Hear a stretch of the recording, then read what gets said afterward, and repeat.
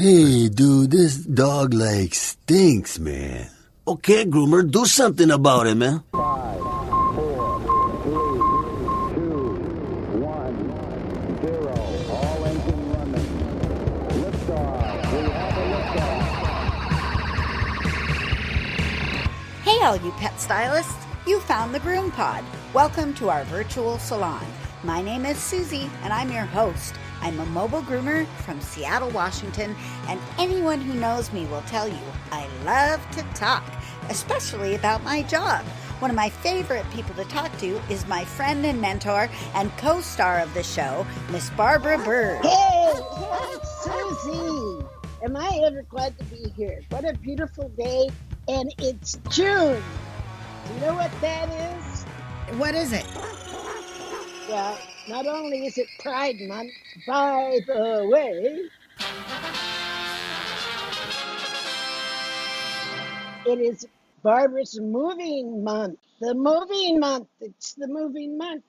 I got about 2 weeks to go, so it's June. It's here. It's crushing in on me. Well, this is okay. I'm endlessly amused at Barbara hearing the sound effects for the first time on the podcast.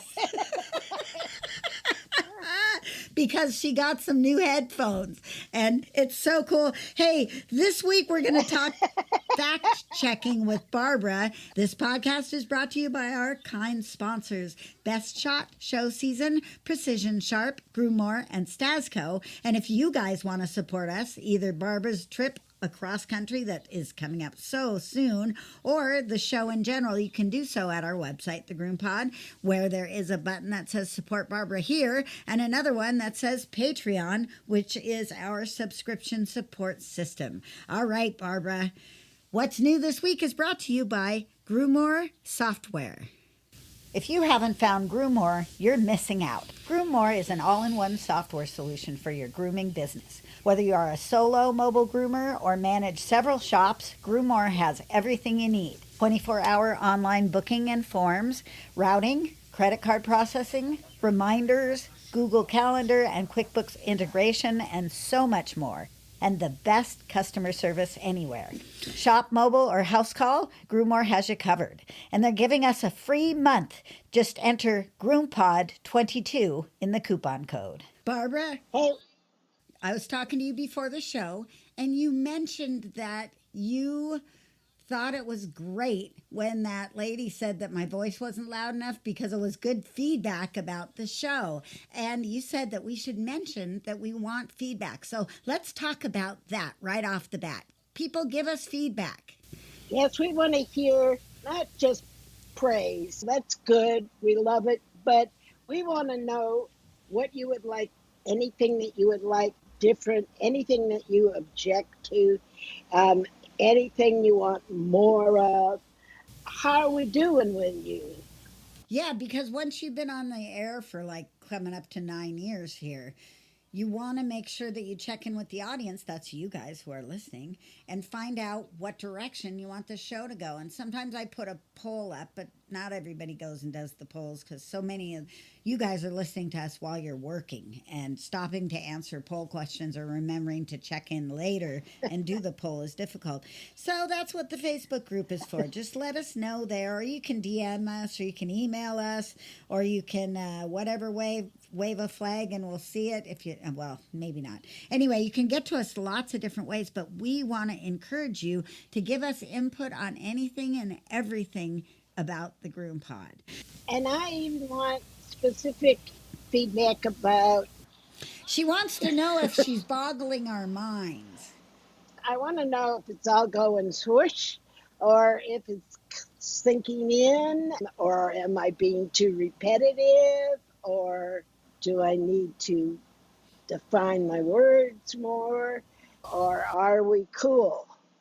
It is a little difficult after so many years to not repeat a little bit. You have values, you have core beliefs, that are guiding you, like Yes. my belief in the scientific method and the scientific search, while I also agree that not everything can be measured scientifically. So, like I ramble. Okay, well, speaking of not measuring something scientifically, I want to give you a little update on my whitener Oh, experiments please. that I've been Yes. doing. Cascade Grooming Supplies gave me EnviroGroom, Tropiclean, Tropiclean Spa Line, Artero, and BioGroom whitener shampoos. Oh, man, what a haul. Thank I you. know. I'm so lucky. Thank you, Michael Olson. Did I ever tell you? I don't think you have. Michael Olson is a good industry buddy, but I had another buddy named Michael Olson before I knew this Michael Olson. I don't think I've ever told him that. He was the leader of the Afro rock band that I played in and played percussion Huh. for.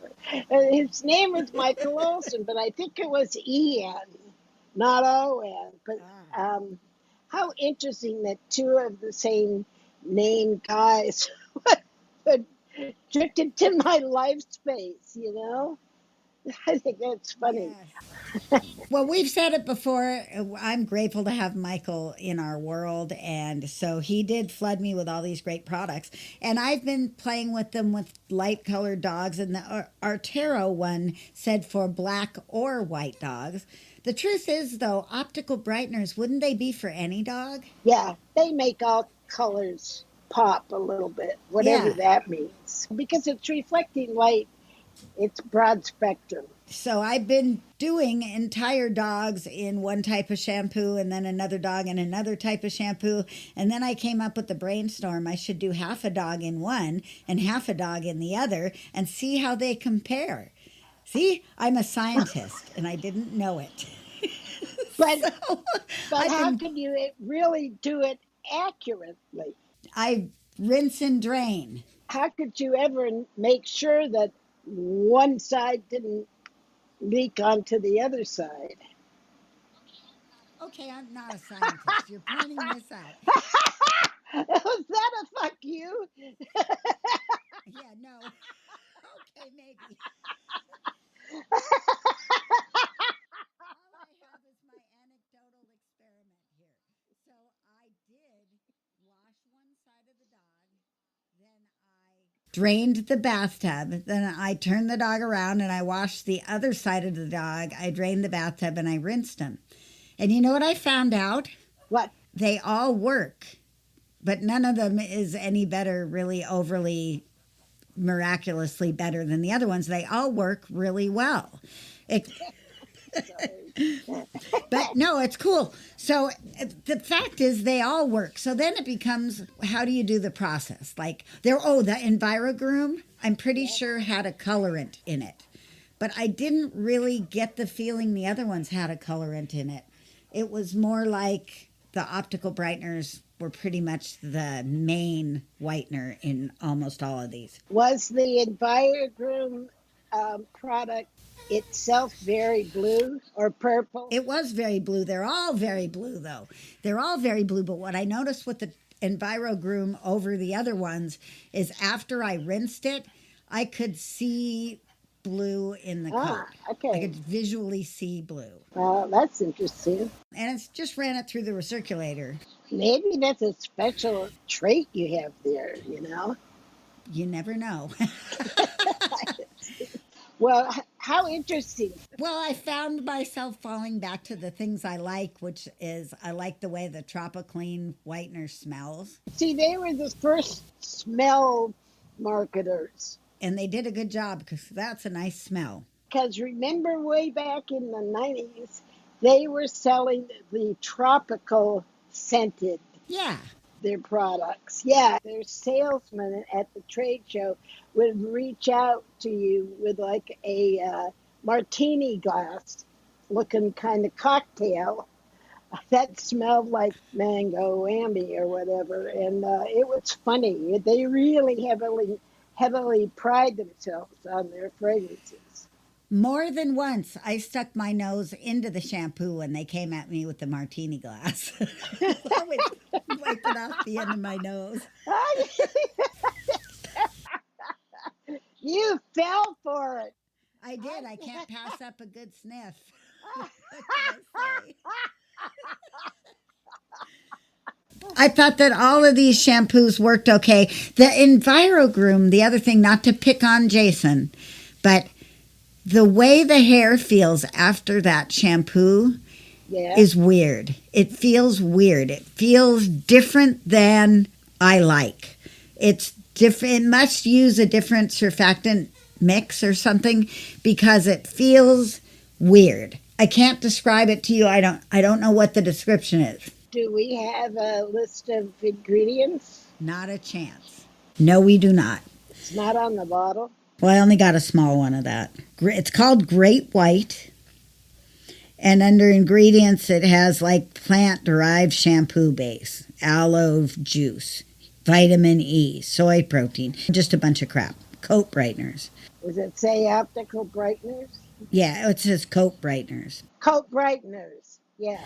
That's the whole ingredient list. That's because the first one probably encompasses several.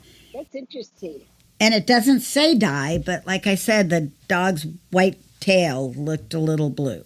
The list doesn't include what color it does it. No, it barely includes anything. Dang it. Yes. Plant the seed.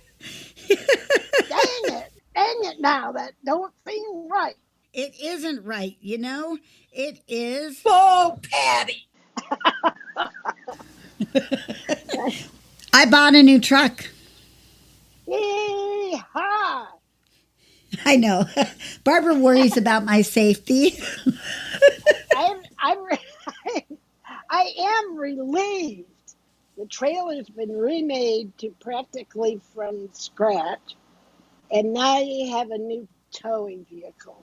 So I got to tell you that I just the weights are just coming off my shoulders. I was worried. I'm not going to not worry totally, but I was seriously concerned that you were having too many mishaps. Well, I'm excited to be towing with a vehicle that's built for towing instead of one that's built for hauling your family around. It's got tow mode. It tells me when my stuff is connected in the back, but it is a fleet model truck, so it's pretty bare bones. But it's 2016 with 119,000 miles on it, and I got it for like $14,000 total with all the taxes and everything. So. Yeah, and they took away my little green Explorer that I've had since 2001. The new truck is going to cause a little parking issue. Like my very first appointment in it had a 1/4 mile driveway and then a button hook corner to get in past a gate and into the parking spot. And I could not cut it around the corner. I may be able to after I've driven it for a while, but I certainly couldn't do it. So I came down head first, well, front end first, down the big long hill, and I couldn't get in there that way. So I backed all the way up the driveway, turned around, then backed all the way down the driveway and went in straight ahead and was able to do the dog that way. But it's going to take some creative parking. That's part of the challenge. Good challenge for you. That's how you stay young. Yeah, I also wanted to mention to you, Barbara, that World Groom is happening, which is the online grooming education from Barkley. Yeah. Yeah, and I did it last year, and it was fantastic. I enjoyed it. You can watch it over 30 days, or you can watch it live and interact with the teachers. It's really a good setup. I think it's $99, and you've got plenty of time because it's in July. So you got plenty of time if you want to sign up. Everybody does. And it's cheaper if you do it now. But there's a really good lineup. I think you should do it. You think I should do it? Yeah. Okay, so when is it? It is June 29th through July 1st. And I think the theme is dog heads. Like Lindsay Dickon is doing round Yorkie heads or non-traditional Bichons. And Macy Pisa is doing Get Your Fusion Fix. And Allison Brooks Sebastian is doing Just Doodling on Heads. Dr. Cliff is going to be doing Ears, Butts, and Teeth, oh my. Terry DiMarino is Bring On the Brachycephalic Breeds. Nathan and Kathlena Austin are doing Let's Get Down to Faces, Scotty style. Judy Hudson's doing Working Magic on Mixing Faces, and on and on and on. And it's 2 days, I think, of stuff. I like online classes. I think they're fun. I think it's great that you can rewatch stuff and that you do have the option to see it online live. Anyway, I just wanted to share that with you. So how much is it? $99. Yeah, that sounds like Ganga. But we hear all the speakers. Uh, yeah, the speakers, Judy Hudson, Macy Pisa, and Lindsay Dickin. It's all grooming technique and stuff. What kind of classes are there that are more like my kind of thing? Well, I think it's all about dog heads, so I don't what else you would get in particular, but it's fun. I'm fine with it. So it's all demonstrative. There isn't anything ingredient wise or, No, no, I'm not seeing anything not like a that. darn thing. Not a darn thing. They boycotted the science cult. Yes, that. Anyway, hey, let's take a break and then we're going to come back and Barbara's going to put on her curator of ingredients hat and we're going to present some fact checking. But first, we're going to move the bird, Huckleberry. How many times have we moved the bird Ugh, this week? it's The hormonal. bird is. Hormonal I was season. just going to ask you if you thought it was hormonal. Yes, That he was having a surge. he is. Definitely I want to hormonal. get me some testosterone. Definitely. All right. We're going to take a break and we will be back. Let me tell you about Best Shot's newest addition to the Ultramax Pro line. Ultramax Hair Hold is a flexible hairspray that can be layered on for a stronger hold. Ultramax Hair Hold Spray is great, but my favorite new product is called the Max, and I won't groom without it. It's a fragrance-free ultra-concentrate conditioner and detangler. It reduces drying time and handles undercoat and tangles like magic. Just a few drops in the final rinse or spray it on and dry it in. Contact your favorite Best Shot distributor or learn more online at bestshotpet.com. Grooming success begins with Best Shot in your tub. Made from the best stuff on earth. We want to welcome Randy and Cheryl Lowe from Precision Sharp and invite you to check out their website where you can see their newest precise cut shear called Lynx. It's a patented design featuring a thumb ring that slides the length of the handle for perfect ergonomic placement of your thumb. Slide it and lock it into position to get your best groom on. Check it out at precisionsharp.com.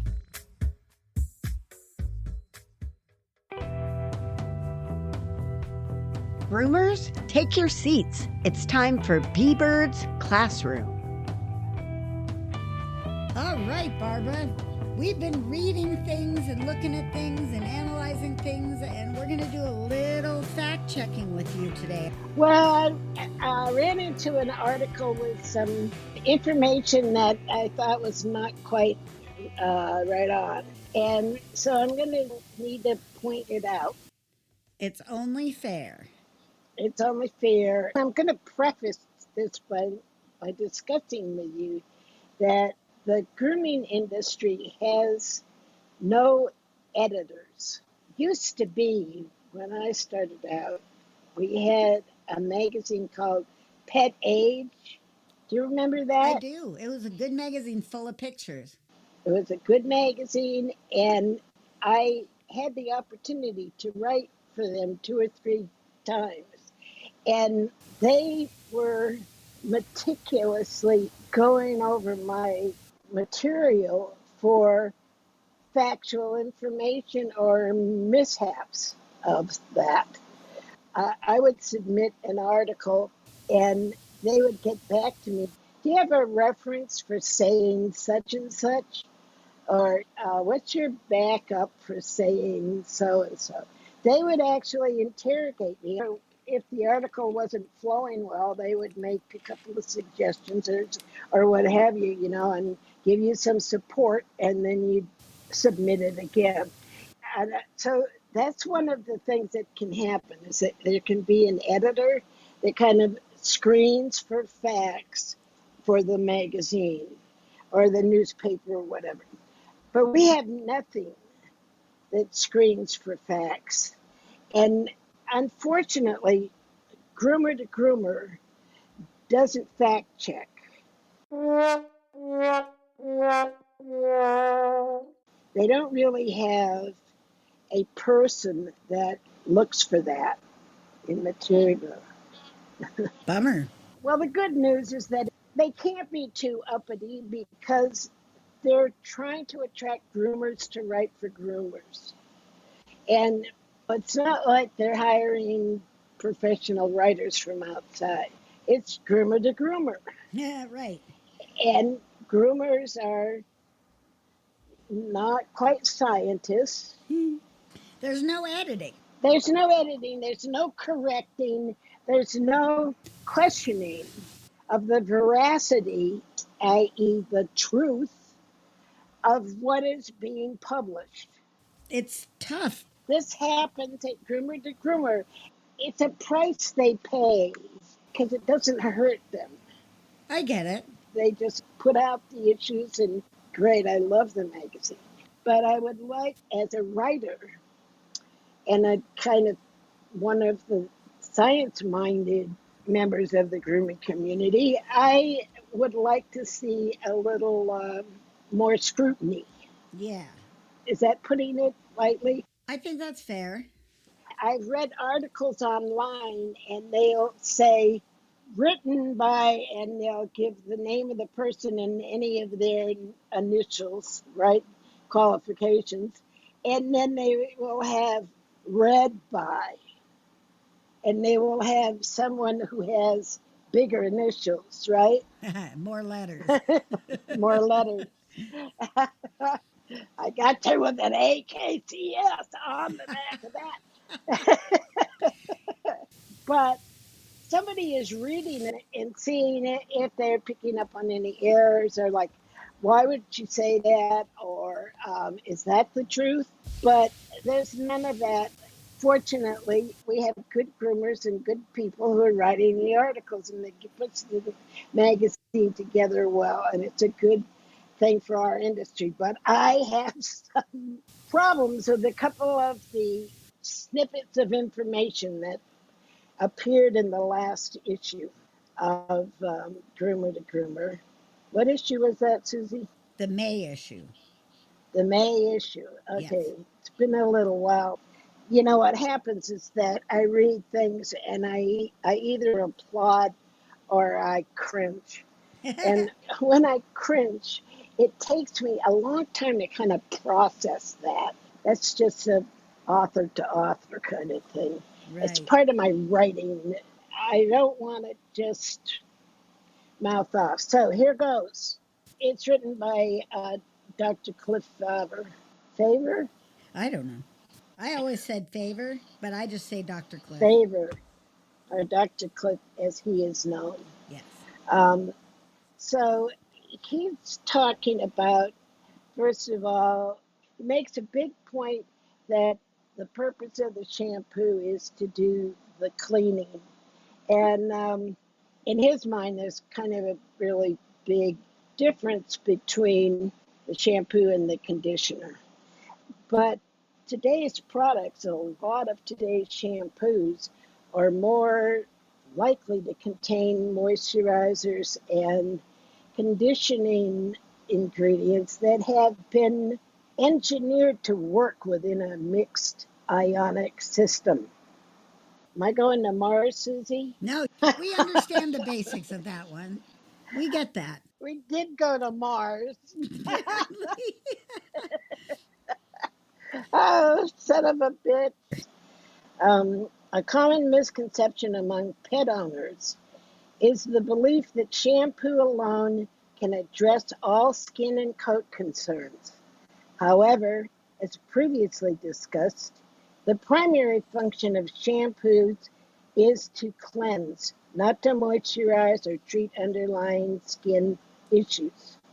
While some shampoos may contain added oils or ingredients purported to nourish the skin, their efficacy in this regard is limited by their cleansing nature. So, what he's saying there is that surfactants and some conditioning ingredients don't play together well. And so something's got to give, and it's usually the conditioner. So this brings in that question, Susie, about is it safe to add the conditioner on top of the shampoo without rinsing the shampoo, right? Right. That's one of the questions that showed up on our Facebook group. So basically, I really would like you to, oh, I want you to see things the way I see things. But Yes, we all want to think like Barbara. Let's all think like the birdie thinks. Tweet, tweet, tweet, tweet, tweet. Let's all think like the birdie thinks. Tweet, tweet, tweet, tweet, tweet. it is true that the primary function of shampoo is to cleanse. And Well, the fact is that the old timey days, the conditioner and the shampoo kind of canceled each other out. well, they did. Well, there's a number of things that can happen when you mix negatively charged shampoo molecules with positively charged conditioners. They can either cancel each other out, neutralize each other, and just fall out of the suspension, or go down the drain, or they can marry each other and be scum like stuff that gets stuck in the hair. If the surfactant's holding on to the conditioner, it's not getting dirt then. Yes, it's not getting dirt. It's really more death to the conditioner. Okay. So we had a question some time ago from Gina, who wants to know whether or not it's a good idea or a bad idea to apply conditioner without rinsing the shampoo out of a coat. Now, the simple answer would be, yeah, the two cancel each other out and you just get diminished cleaning and diminished conditioning. But the truth is, you could go ahead and try it and see what's going to work with you. If you have a recirculating bathing system that is already rinsing while it's applying shampoo, you don't really need to worry about that there's enough surfactant in the coat to require you to rinse before conditioning. It's almost all rinsed out by the bathing process itself. But when you're applying by hand, if you add the conditioner without rinsing out the detergents, there could be some problem with the detergents kind of gobbling up the positively charged conditioner molecules.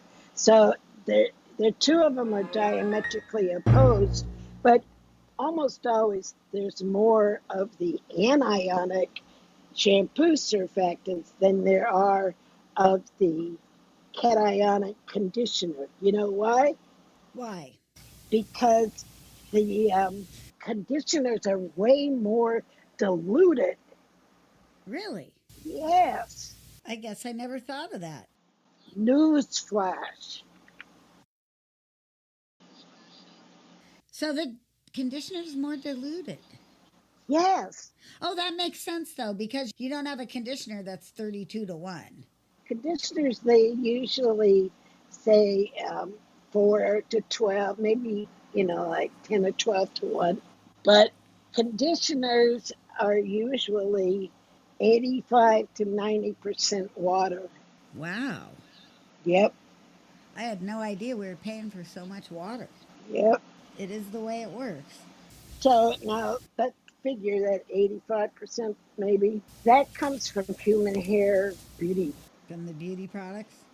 from the beauty products and beauty salon experts. Another factor is that today's shampoos are very chemically different from those of what they're railing against. Stuff has evolved. Stuff has evolved, yeah. Cosmetic chemistry has evolved.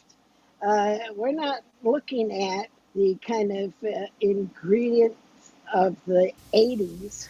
We've zoomed on, so it depends on the formula. And not all shampoos are created equal, but there aren't this big range of what he refers to as kind of traditional shampoos. That's a very weird term.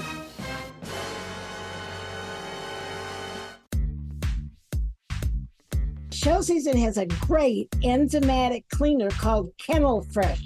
And you dilute it with warm water and it smells good, and then it evaporates to be a deodorant. As the Kennel Fresh dries, it's enzymatic, it eats the bacteria and the odor source. So it's really good stuff. You can use it indoors or out. Find it at your local distributors or showseasongrooming.com. And here was the thing that I wanted to get to the most. Okay. My biggest grievance with this article is that the author says this chemical process, talking about shampooing, requires time for the surfactants to interact with the dirt and oils effectively. Rushing through the bathing process or rinsing too quickly can limit the efficacy of the shampoo, necessitating a second application to ensure thorough cleaning. And I do not like the idea that the process of surfactants lifting and removing the dirt and oils takes time. In fact, it's an electrostatic connection that happens in nanoseconds. What it takes is availability of the interaction. That's right. The stuff has to pass by the dirt so that it can grab it. Right. It has to come in contact with the dirt. So certainly application is critical. Dr. Cook and I agree on that it's critical. But the longer the surfactant is in contact with the skin, the more possibility there is for irritation.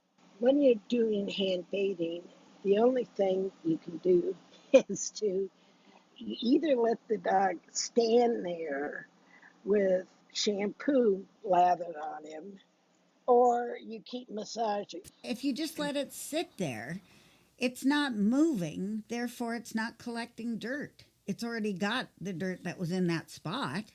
It just seems to me Right. that's not very productive to just leave it sit there, that you would have to move it through the coat.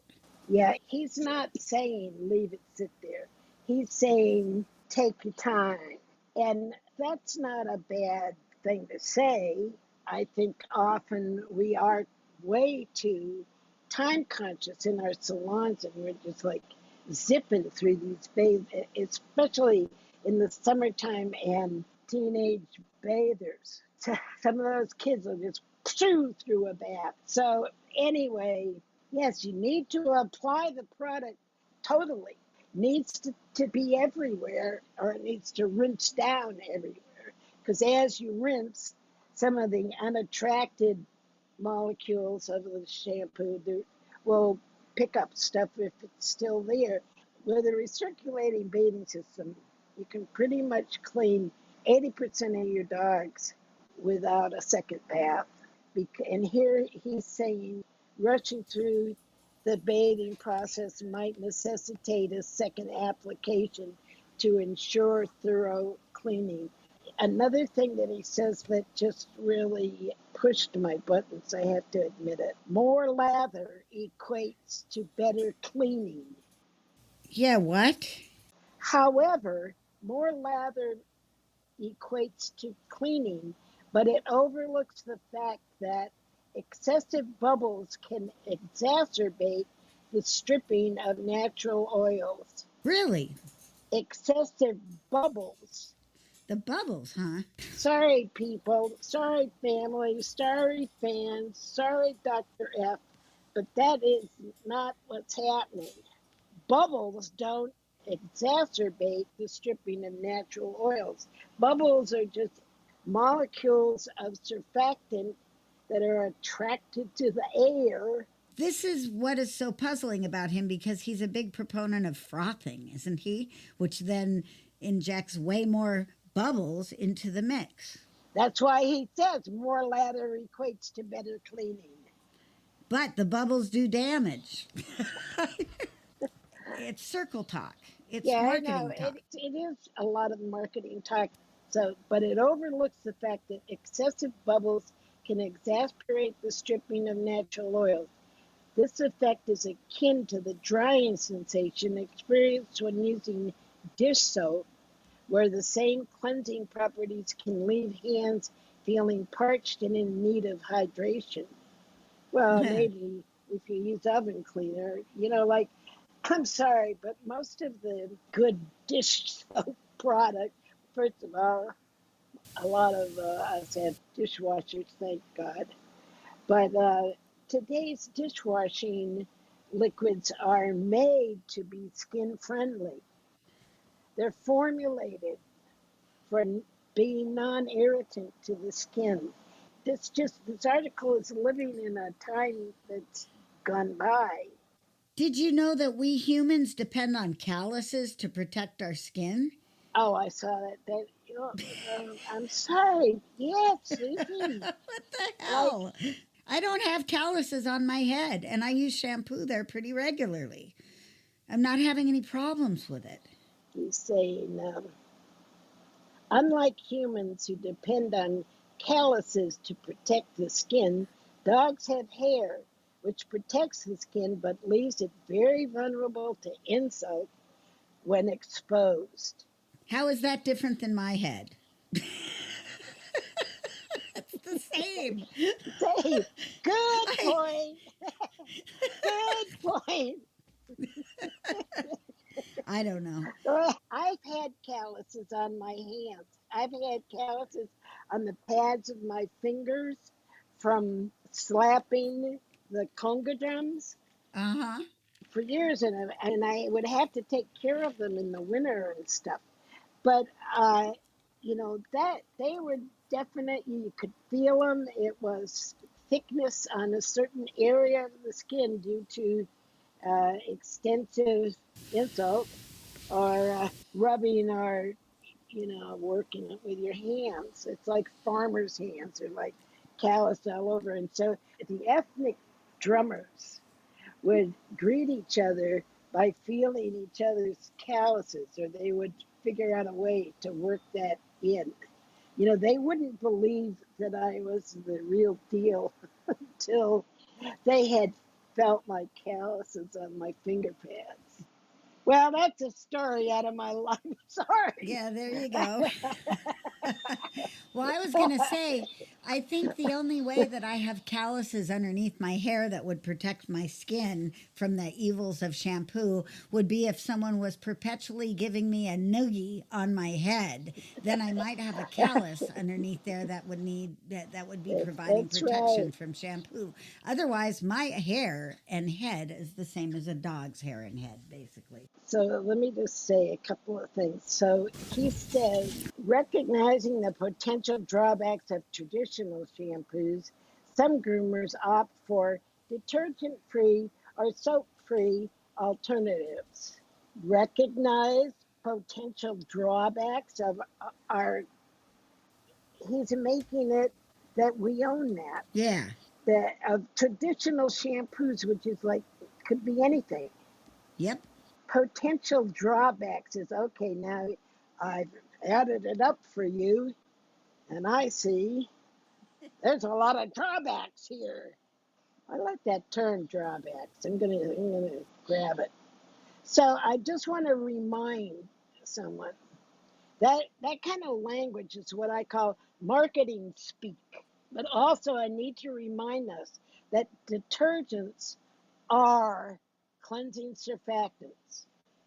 The chemical definition of detergent is a surfactant that cleans, and detergent C is the cleansing power of the surfactant or the surfactant mix of your shampoo. Okay? Yes. It's hard with some of this stuff. Did we talk about surfactants work instantly? Not really. We started. That's where I got messed up. That's where you took a left turn. Do that. So this article states that rushing through the bathing process or rinsing too quickly can limit the efficacy of the shampoo. Efficacy is effectiveness. So this necessitating a second application to ensure thorough cleaning. And I'm saying it may be good to be extremely methodical with your bathing process, but the chemical process between the product and the substrate, which would be your dog's hair, is instant. So surfactants work instantly. The time it takes for micelles to form around lifted dirt and oils is measured in nanoseconds. I can't even clap my hand in a nanosecond. Remember that I found those pictures of micelles forming, Yes. and it was in 10 nanoseconds, and then a 30 nanosecond section picture, and they're like more closer together, and then 50-second nanosecond. Geez, that was interesting. I'll find that again. What I'm going to give you a homework. Go on the GroomPod, go on the Facebook, and pick up the link that Susy's going to paste with this episode, and watch the little video on YouTube. And it's the pepper and water science demo. We do it in school, and it gives you an idea of how fast the surfactants work in breaking that surface tension and grabbing hold of that shit. I watched the video. It's neat. Yeah, it's neat. The guy has got a nice, little British accent going there. I liked it. Yeah. I selected it. I was going to make one of my own, but hey, I'm not set up. I don't have the lighting. I'm sorry. I'm vain. Oh, just wait though. Let's just take a few minutes to say how excited you are to be heading back to South Oh, Carolina my and how God. much fun it's going to be. And oh, I'm just so excited for you, Barbara. It's really going to make things fun again. It's going to make life fun again. You're going to have people who are going to come take you out to eat and visit with you, and you're going to be able to groom with Lynn. She can be your hands and you can teach her and she can learn. It's going to be fantastic for the groomers in the area because you'll be able to do some classes. And I just am super excited about the whole thing. I may be more excited than you are. Oh no, I'm over the moon, but I'm up. But the level of my excitement always matched by an equal level of anxiety. So I have to keep my level of excitement down, or I get really scared that I'm going to die before I get there. Like, come on. Oh, Nah, you're going to make it. It's going to be great. They're going to welcome you with open arms. And it is happening. And by the way, when this is all taking place, which is going to be like the week after this episode airs, there may be some missed episodes or some short episodes or some on the road episodes. I'm not sure how that's all going to work, so please be patient with us, and we will be back to our regularly scheduled recordings as soon as Barbara gets tucked in and landed in her South Carolina home. All right, let's call it a show, Barbara. I did want to say one thing. Okay. I want to acknowledge this article for the emphasis on the value of education about our grooming products, and that, we really need to do our homework. So, okay, thank you. All right. Thanks for listening, everybody. Thanks for being here. Please support our sponsors. If you want to support us, do that at the website, thegroompod.com. And remember, we want your input and your suggestions and your critiques and just your love at our Facebook group, facebook.com/groups/thegroompods. Happy Facebook.com. It sounded like an old person there for a second. Shit. Facebook.com/group/thegroompod. Happy grooming. We will see you soon. Bye-bye now. Say goodbye, Barbara. Goodbye. Take care. We love you.